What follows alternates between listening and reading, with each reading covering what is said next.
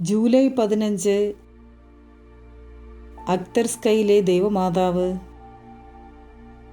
1739 റഷ്യയിലെ അക്തർസ്കയിലുള്ള വൈദികൻ കറ്റം മെതിച്ചു കൊണ്ടിരുന്നപ്പോൾ പുല്ലുകൾക്കിടയിൽ പ്രകാശം സ്ഫുരിക്കുന്ന ഒരു ചിത്രം കാണാനിടയായി. അദ്ദേഹം അത് തൻ്റെ വീട്ടിൽ 3 വർഷം സൂക്ഷിച്ചു.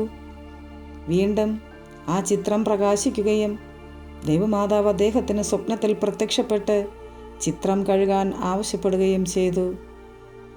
ചിത്രം കഴുകിയ വെള്ളം ഉപയോഗിച്ച് രോഗികളെ ആശീർവദിക്കാൻ മാതാവ് നിർദ്ദേശിച്ചതിനെ തുടർന്ന് അദ്ദേഹം തൻ്റെ മകൾക്ക് അതിൽ നിന്ന് കുറച്ച് കുടിക്കാൻ കൊടുത്തു.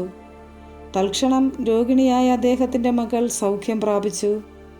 അനേകം അത്ഭുതങ്ങൾ സംഭവിച്ചതിനെ തുടർന്ന് ആ ചിത്രത്തിൻ്റെ അത്ഭുത സിദ്ധി ഔദ്യോഗികമായി പ്രഖ്യാപിക്കപ്പെട്ടു.